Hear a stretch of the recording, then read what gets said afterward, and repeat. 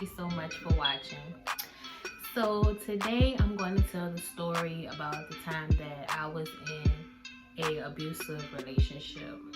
So I met him when I started my 11th grade year. I was 16, getting ready to turn 17 because my birthday is September 29th. So school normally starts around, between the 3rd and the 6th. So a couple weeks shy of 17. So I met him when I went to homeroom. Normally in high school, my 9th through my 12th grade year, we have to go to homeroom the first week. So of course, this is my 11th grade year, so this is my 3rd year going to the same homeroom. So all me and my friends and stuff, we all cool with each other, but it's this new guy in there. So none of us really paying much attention to him, but my teacher was like, hey, sweet pea, can you walk him to his class because he don't know where to go? So I told her, yeah, I'll take him to his class. So we didn't really say too much to each other. He just followed me and I took him to his class or whatever, and he told me bye cutie or something like that, and I just said bye, whatever. So then the next day in homeroom, he decides he want to start talking to me. So he's like, oh, you cute or whatever, da da da da. Give me your phone, put my number in your phone or whatever, and I'm gonna save it on the boot thing, whatever. So all my friends like, oh, go Kiara, do that. And I'm just like, I wasn't really too pressed to start talking to somebody new because me and the dude I was talking to before had really just stopped talking like, I want to say like a month ago in the summer. So I still had my little feelings and stuff. Like at the time I was still kind of mad. I wasn't really thinking about another relationship at the time. But anyway, I ended up texting him or whatever. We texting back and forth. And then one day, I think I was at tech, he sent me a text and was like, so you my girlfriend now, right? And I said, so that's how you gonna ask through a text message? Like, you're not gonna wait till you see me face to face or whatever? He was like, man, is you my girl, yes or no? And I'm like, I guess so. So y'all know how it is at the beginning of a relationship. Everything is all peaches and cream, lovey-dovey. So about, I want to say, maybe like the 4th or 5th month into our relationship, we got into it. I'm not gonna disclose what we got into it about because that's a little too graphic. He ended up calling another female while I was there at his house with him. So he's on the phone with this girl and he like, oh, what you doing, boo? Da da da da. You gonna hit me up later on? And I can hear her, she like, yeah, I got you. They hang up the phone. So I pretty much blacked out after this. All I remember was he called the girl, I heard the conversation, and the moment he hung up the phone, I took off on his ass. I was punching him, kicking him, everything, and I had rings on my finger, whatever. But at that point, I didn't care. I was just so mad because we've been in a relationship for 6 months now. So let me not cuss. Why the hell do you have another female number in your phone? Now, after that, he turns around and he starts hitting on me. But after we got into it or whatever, I was getting ready to leave. But he was like, no, and then we ended up hugging each other and talking it out or whatever. And I promised him that day that I would never put my hands on him again. Because that wasn't right. You're never supposed to put your hands on your partner, period. You're not supposed to. But I blacked out, I messed up, I said I was sorry, I said I would never do it again. He apologized, but he never said, I'm not gonna do it again. So, I wanna say about maybe a month or so goes by, and before the first situation that happened, he was living with his dad, but at this point, it's about the summer, so he's living with his mom. So, of course, it's summertime, we're not in school no more, so we just hanging out with each other all the time. Okay. So, this time that it happened, he got mad at me over a reason that I can't disclose. It's too much for YouTube. I can't say why, but he got mad over something else. And his brother his brothers and his sisters actually saw this. So he got mad over me. He got mad at me over something that I can't say, but I'm telling him, you know, no, it's not that serious. You don't have to get that mad at me or whatever. And he completely snaps.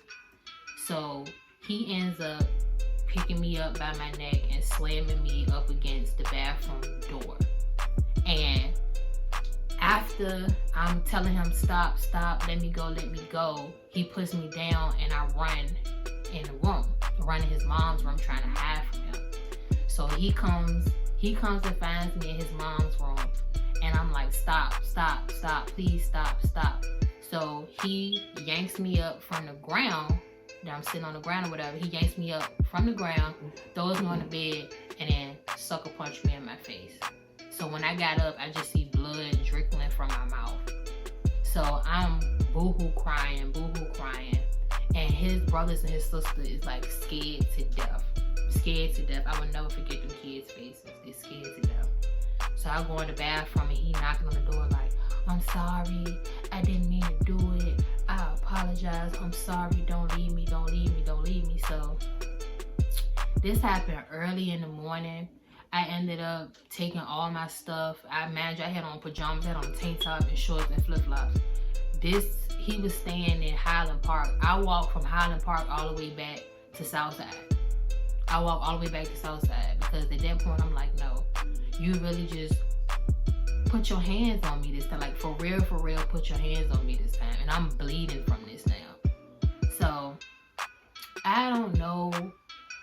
You know, people looking in from the outside, they don't understand how being in an abusive relationship is. Like when somebody put their hands on you, they take over every part of you, mentally, emotionally, and everything. So you know, most people be like, yeah, well, if somebody put their hands, you should just leave. But it's not that easy, especially if, you know, they threaten you like, oh, if you leave me, I'ma kill you, or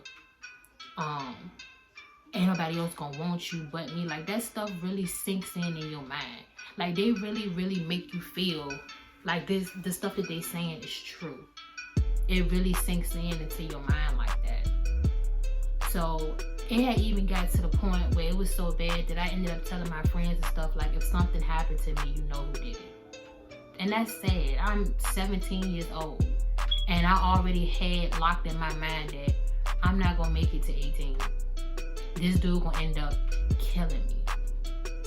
But I wanted all my friends to know if something happened to me, y'all know who did it. It was him.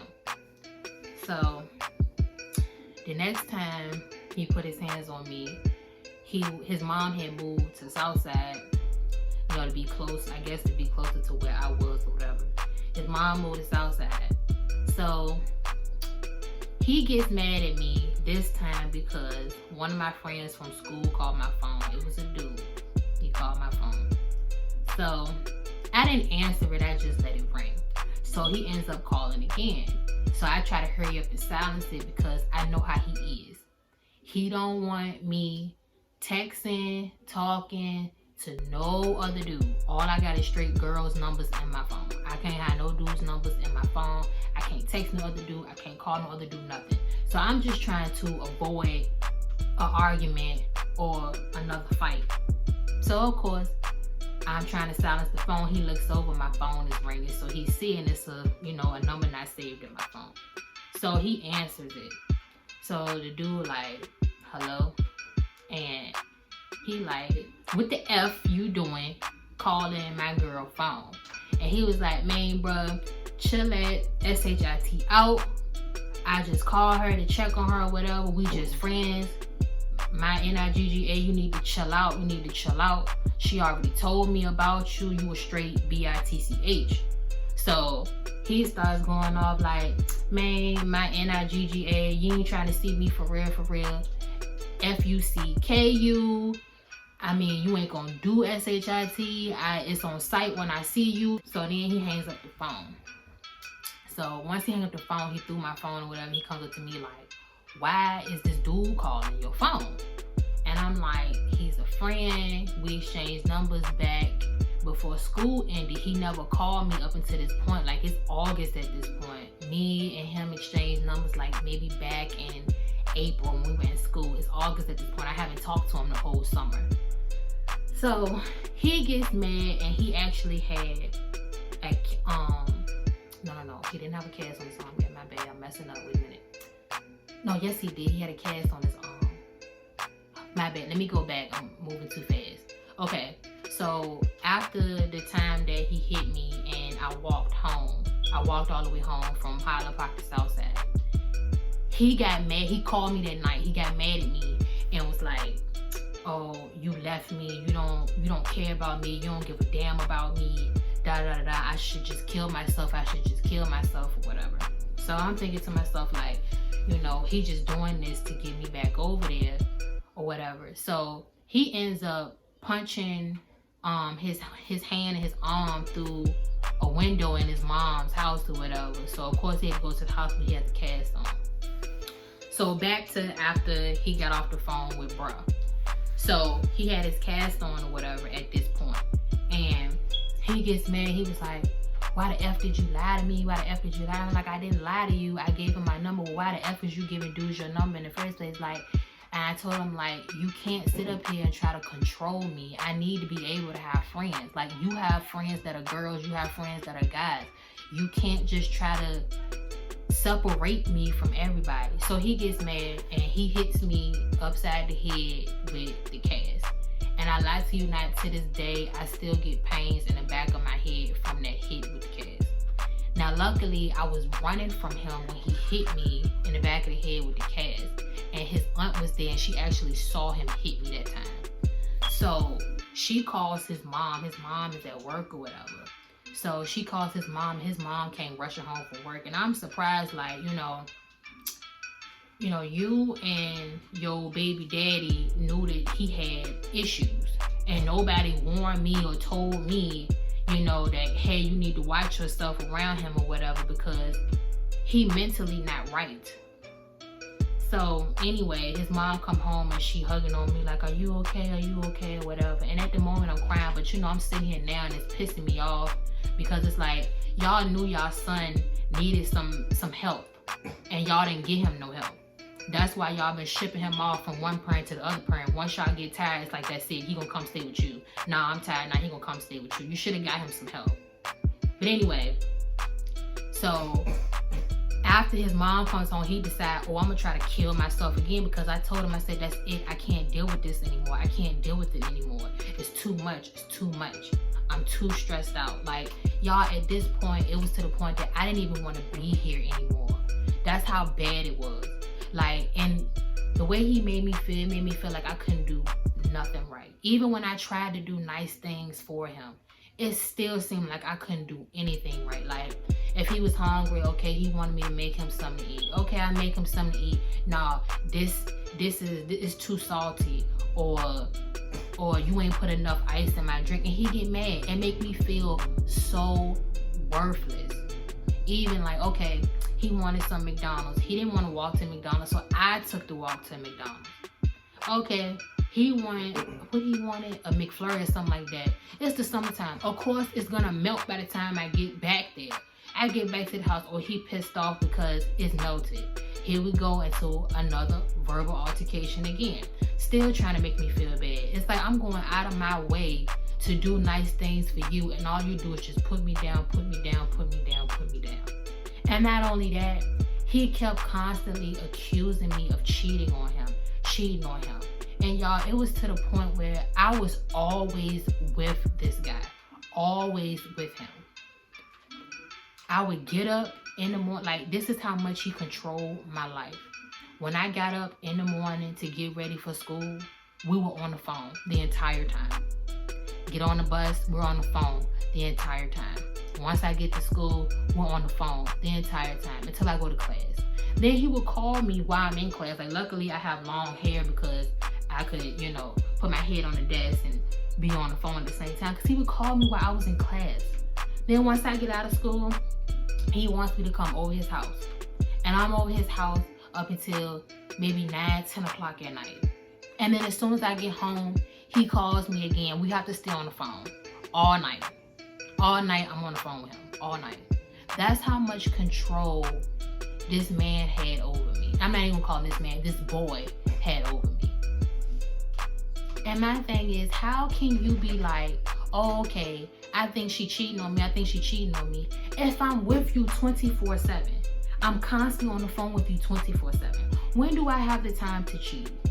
And now I'm sitting back telling this story and I'm thinking about it, like I really should have known, like there was something truly wrong with this dude. And like when I used to talk to my friends about it, or you know, talk to other dudes about it, because the only time I could talk to a guy was at school. So when I talk to a dude about it or whatever, they'll just be like, yeah, bro accusing you of cheating, he cheating on you, he cheating on you. And I'm like, we always together. How could he possibly be cheating on me? How could he possibly be cheating on me? Well, sure enough, I ended up finding out. So the school year starts back up. He's done with school, but this is my senior year now. So at this point, like my whole summer has went by, all the abuse, all the drama. Like I am physically and mentally drained at this point. When I started back up at school, my friends was just looking at me like, you look like you done been through hell. And I'm like, yeah. And they like, are you still with that dude? And I'm like, yeah. When I say yeah, I'm still with him, everybody rolling their eyes or sucking their teeth like, you need to leave him, you need to leave him. So one day he comes over, I got out of school early. He waiting for me when I got off the bus. So my friend sees him, she like, bye girl, because I can't even be around this dude. Because if I get anywhere near him, I'm going to smack the SHIT out of him. So I said, all right girl, I'll talk to you later. So he waiting for me and I'm like, hey, whatever. He like, hey, he gives me a big hug and a kiss, whatever. We go in the house. So we spending time together, having a good time. It was actually a good day that day or whatever. And he was just being really, really sweet for some reason. So all of a sudden we go outside because he wanted to smoke a cigarette or whatever. We go outside and he starts boo-hoo crying. And I mean boo-hoo crying. And me being the girlfriend that I am, like he's sitting on the porch crying, so I get down, like I squat down in front of him. And I'm like, talk to me, what's wrong, what's wrong, why you crying, what's wrong, what's wrong?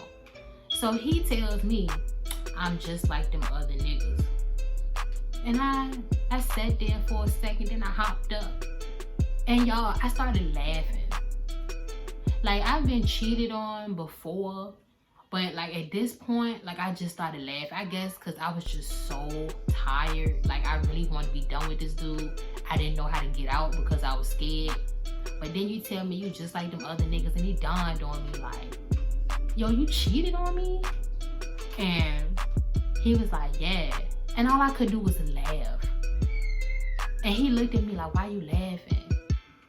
And all I said was, really? After everything. So I'm thinking in my mind like, when did he have time to cheat? And then it dawned on me, the weekend before. Remember I told you he always want to be on the phone all the time so he can know what I'm doing, right? So I called him the Saturday before this happened. I think I got out of school early, maybe that Tuesday. So the Saturday before that happened, I called him. He don't answer the phone all day. Now this is not like him at all. When I tell y'all we constantly on the phone, we ain't gotta be talking about nothing. We are always on the phone just so he can know what I'm doing. He didn't answer the phone. So in my mind, I'm like, I already know that, you know, your woman's intuition kick in. Because you know what they say, you always know that they cheated on you before you find out. You always know. There's always something that gives you that hint. That whole day, I could not get in contact with him at all. And I only called like twice. So I'm like, okay, he see the call, he ignoring it. So in my mind that whole day, even when I tried to go to bed that night, I'm like, he cheated on me, he cheated on me, he cheated on me. But I'm not going to say nothing because I don't have proof. I'm that type of person. If I think you cheating on me, I'm not going to say anything unless I have hardcore proof. It ain't no point. Because sometimes when you think stuff, you could be wrong. But I'd rather just have proof like, okay, you cheated on me. Okay, well, what about this? Explain this, explain that, explain this, explain that. I'd rather just come with receipts. So anyway, I asked him, I said, so was this last Saturday when I was trying to reach you or whatever, when you didn't answer the phone? So he like, yeah. So I said, so who was it with? And he like, oh, I went to a party and I got drunk and it was this white girl or whatever, and I didn't do anything with her. She did all the work or whatever. So I asked him, I'm like, so did you use protection? So he like, yeah, I used protection. Now y'all, if you was that drunk and she did all the work, did you really have time to think about protection? No, you didn't. You ain't had time to think about that. And not only that, if you were so drunk, how did you even catch an erection anyway to even have sex with somebody else? How could you even do that if you were that drunk? You weren't that drunk. You know what you were doing. You're just using you were drunk as an excuse. So he telling this story, y'all, and I'm like, well, did you enjoy it? Did you like it? Or whatever. He like, I mean, I'm not gonna say it was good, I'm not gonna say it was bad, but I'm just sorry. And all I could do was just look at him, and I had like so much hate in my eyes. Like, I won't cry or nothing. I just had so much hate in my eyes. And in my mind, I'm just like, after everything you put me through, after all the accusations, oh, you cheating on me, the abuse, you put me through all of this, and you still end up cheating on me. And y'all, one of the reasons why I ended up staying with him is because he had never cheated on me.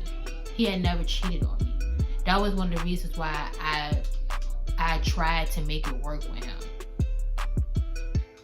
So after that, you know how when something happened, like it really don't hit you all the way? Like, I was just so mad. Like, y'all, we even ended up spending the whole day with each other after that. After he told me he cheated. I ain't tell him go home at night. We just sitting on the couch watching TV. I ain't say nothing else to him after I asked all them questions. I didn't say nothing. But we still sitting on the couch, and he like, you okay? I'm like, mm-hmm. He like, all right, I love you. I'll call you tomorrow or whatever. And he goes home. So I lay in the bed. I go to sleep. But then the next morning, it hit me. So I'm like, crying. You know how when you get cheated on, you gotta listen to all them breakup songs and everything, you know, all of that. So I go to the bus stop the next morning. My friend like, what's wrong? Why you crying? I said, he cheated on me. She was like, girl, good. That's your way out. I didn't want you to be with his ass anyway. So, of course, the next day, I'm trying to avoid him or whatever, because he know where I stay at. So I can't really, try to duck and dodge him for real. He know what time I get out of school. He knows where I live. I can't really avoid him. So I get out of school. Lo and behold, he's there waiting for me again. And at this point, I'm just walking past him because I'm disgusted with him. So he like, man, I love you. Let's just cry it out, Let's put all our feelings out there, whatever. You could use my shirt. We can cry all our tears on the shirt, and then we move past it. I can't lose you. I truly do love you. Da da da da. I said, oh, so putting your hands on me is you loving me? Oh, cheating on me, that's your way of showing me that you love me? Nah, I'm done. So we end up getting into an argument outside. And then, of course, I end up breaking down like, why did you have to do me like this? Why did you have to do me like this or whatever? So then, you know what? After I told him to leave or whatever, I told him, I said, you know what? It's over. I can't deal with this anymore. You put me through entirely too much. So I broke up with him. I got lucky. Him cheating on me was my way out. That was the only way I was going to be able to leave him. Honestly. That was the only way I was going to be able to leave him. A lot of women lose their life because of men like that. You don't have an outlet or a way out. I got lucky. I'm blessed to still be here. And the reason why I say that is because after the fact we broke up, he showed up to my house unannounced. Oh, it's okay, Mama. He showed up to my house unannounced. And he was like, you need to have sex with me one last time since we're not going to be together anymore. And I told him no. No. You're not going to sit up here and try to manipulate me or try to force me to do something. We're not together anymore. So he decides he gonna pull a knife out on me. You gonna give it to me. You gonna give it to me. Since I'm not gonna be able to have you anymore, you gonna give it to me. You gonna give it to me. So I'm trying to talk him out of it, like, no, give me the knife. You don't want to do this. You don't want to do this. Stop.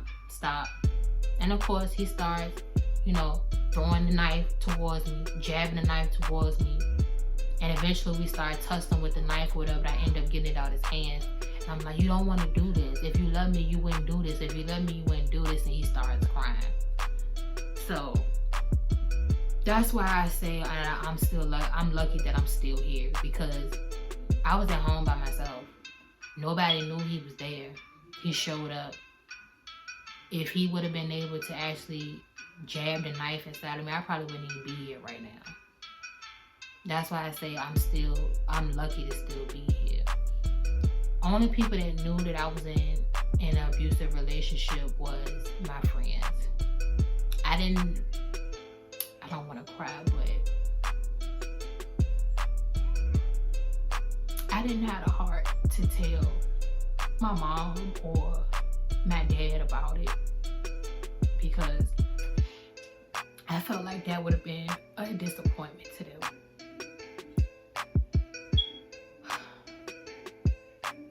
To women out there or men out there, abuse is never okay. Here I am, 25 years old. This happened when I was 17. And I still get emotional about it, because that's not the way someone should be treated. So, to women or to men out there that's in an abusive relationship, talk to somebody, get some help, tell somebody. Because I know it's not easy to just walk away sometimes, because they threaten you. They make you feel worthless. They make you feel like you are nothing but a piece of dirt on the ground. That's how they make you feel. You feel worthless. You feel unwanted. You feel like you better off not even being on this earth.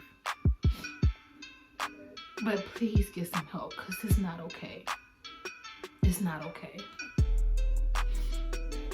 But going through that situation actually made me stronger as a woman. It made me realize my worth. It made me realize that I'm beautiful. Nobody can ever take that from me. So I take that as a learning lesson. But I didn't mean to get emotional, but this was something that I had on my mind and I wanted to film. So I want to thank you guys so much for watching, and I hope this video touches someone or helps someone out that's been in this situation or is in this situation that's trying to get out. So make sure you like and subscribe and comment, and I'll see you guys in the next one.